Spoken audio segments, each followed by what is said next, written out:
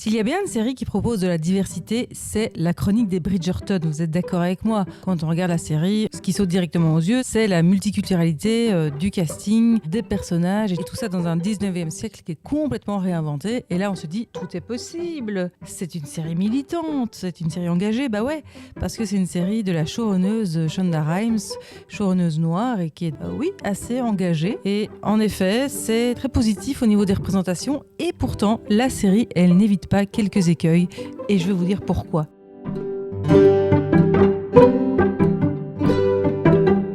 Pour réaliser cette vidéo, je me suis basée essentiellement sur un article de Marion Allais, qui est prof à l'UNAMUR. Elle a écrit un article sur la chronique des Bridgerton dans le genre et l'écran, et elle y fait mention de plein de termes qui se ressemblent. Vous allez voir, vous allez les confondre, mais on va essayer d'y voir un peu plus clair, et justement, on va parler de couleurs. Je rappelle que moi, je suis là en tant qu'observatrice, j'essaie d'être une bonne alliée. Bien sûr, je ne fais pas partie de la communauté afrodescendante, et donc je peux juste observer un peu objectivement comment on représente cette communauté dans les médias, et en particulier au cinéma et dans les séries. D'abord, on va commencer par ce qui est positif dans la série quand même, c'est que la série, elle est pas colorblind. Alors c'est quoi être colorblind? C'est le fait de ne pas voir les couleurs. Vous savez, ces gens qui disent oui mais moi je vois pas les couleurs, tu sais bien, une personne noire, une personne blanche, pour moi c'est la même chose. Et c'est comme ça que devrait être la société. Et en effet, c'est vrai, sauf que pour l'instant, on ne peut pas nier qu'il y a des différences. Au niveau de l'égalité des chances, quand on est blanc ou noir, blanche ou noire, c'est ça un peu le problème de la colorblindness, c'est de ne pas voir non plus du coup les conséquences de la couleur de peau sur la vie de ces personnes-là. Mais par contre, ce qui est bien, c'est que le casting, lui, il est colorblind. Tout le monde peut interpréter n'importe quel personnage, quelle que soit son origine, sa couleur de peau. Donc ça, c'est super. Être colorblind, c'est une sorte d'utopie, d'idéal, mais en attendant, ce vers quoi il faudrait surtout tendre, c'est plutôt de la color consciousness. Ça veut dire être conscient des couleurs, de ce que ça peut avoir comme conséquence dans la réalité. Mais par contre, ce qu'on reproche à la série, c'est de faire du color baiting. Alors c'est quoi du color baiting? C'est un genre de putaclic, mais en direction de la communauté noire, donc c'est-à-dire utiliser ces personnages, les glamouriser pour attirer un peu la communauté afro-descendante.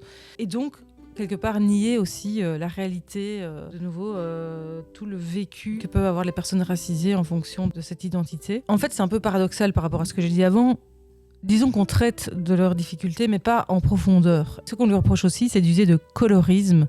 Le colorisme, c'est le fait de hiérarchiser les personnes noires en fonction de leur teinte de peau, qui va de très foncé à très clair, et de reléguer les personnes à la peau foncée à de la figuration ou à des rôles moins intéressants, et ça dans les médias en général en fait. Pourquoi ? Parce que dans les médias, on a ces normes de beauté auxquelles il faut ressembler et qui sont des normes occidentales en fait. Sur TikTok, je ne vous apprends rien, je pense, si je vous dis qu'il y a un algorithme de beauté qui fait qu'on va toujours voir un peu des physiques avantageux, et donc on va se sentir hyper moche comparé à ces gens, ce qui est normal. Mais en plus, ce sont des normes de beauté occidentales, dites caucasiennes. Et donc en plus de ces standards de beauté, il y a un problème de biais, en fait, de biais raciste, qui fait que c'est les personnes qui ont des traits plus ou moins occidentaux qui vont être mises en avant.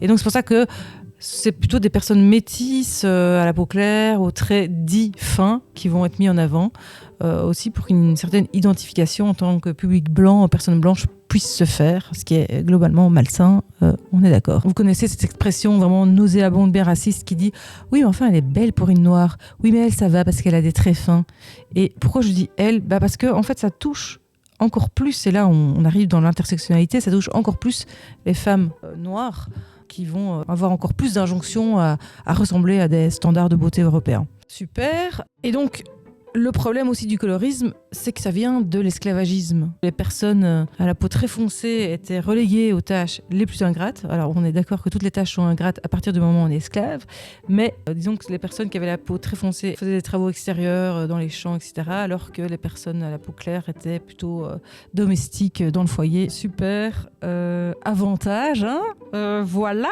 Et donc, dans la chronique des Bridgerton, la plupart des personnes à la peau foncée sont donc, comme je vous l'avais dit, soit figurantes, ou bien sont associées à la méchanceté méchanceté, comme le père du duc, ou bien sont extrêmement stéréotypés, comme Lady Danbury, alors que les personnes à la peau claire, elles sont plutôt sexualisées, comme le duc, qui est plutôt de type métis, ou bien le personnage de Marina. Là, pour ce premier chapitre, je voulais juste dire merci à Marion Allais pour toute son analyse. J'espère que vous avez compris quelque chose. C'est color blindness, colorisme, color baiting. C'est complexe et c'est extrêmement compliqué finalement de représenter les personnes noires au cinéma ou dans les séries. Mais ça, c'est un chapitre encore différent qu'on traitera peut-être plus tard.